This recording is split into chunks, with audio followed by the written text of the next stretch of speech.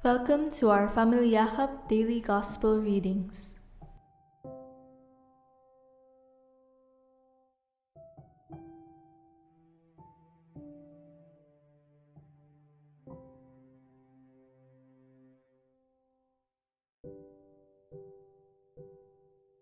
A reading from the Gospel according to Luke chapter 15 verses 1 to 3 and 11 to 32.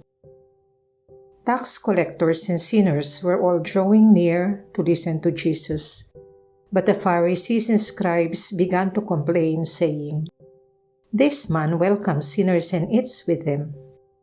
So to them Jesus addressed this parable. A man had 2 sons, and the younger son said to his father, "Father, give me the share of your estate that should come to me." So the father divided the property between them.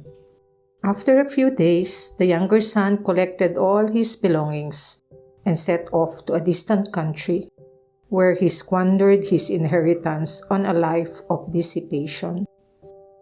When he had freely spent everything, a severe famine struck that country, and he found himself in dire need. So he hired himself out to one of the local citizens, who sent him to his farm to tend the swine.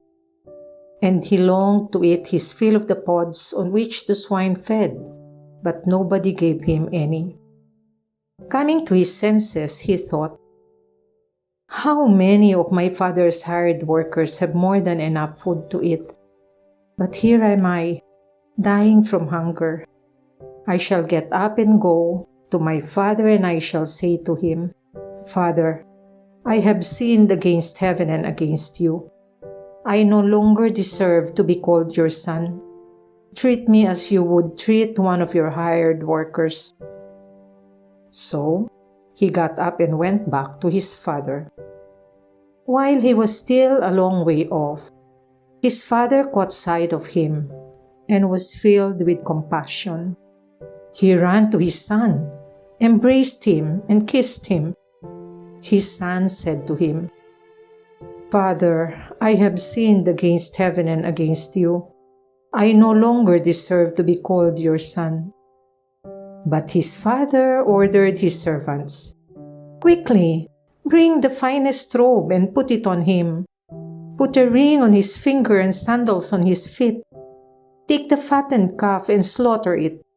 Then let us celebrate with a feast, because this son of mine was dead and has come to life again. He was lost and has been found." Then the celebration began. And now the older son had been out in the field, and on his way back, as he neared the house, he heard the sound of music and dancing. He called one of the servants and asked what this might mean. The servant said to him, "Your brother has returned, and your father has slaughtered the fattened calf, because he has him back safe and sound." He became angry, and when he refused to enter the house, his father came out and pleaded with him.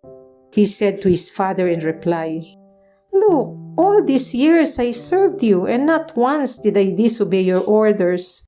Yet you never gave me even a young goat to feast on with my friends. But when your son returns, who swallowed up your property with prostitutes, for him you slaughtered the fattened calf."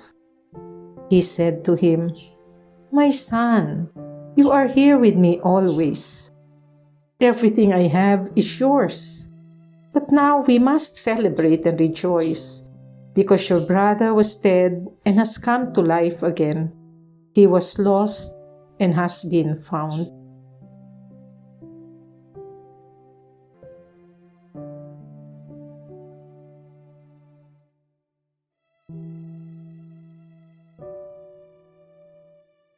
The Gospel of the Lord.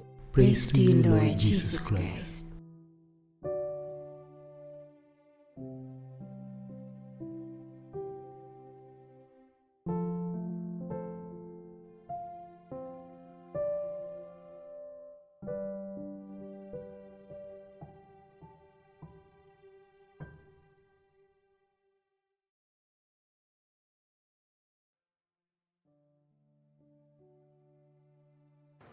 Thank you very much. May the Lord bless you and keep you in His merciful love.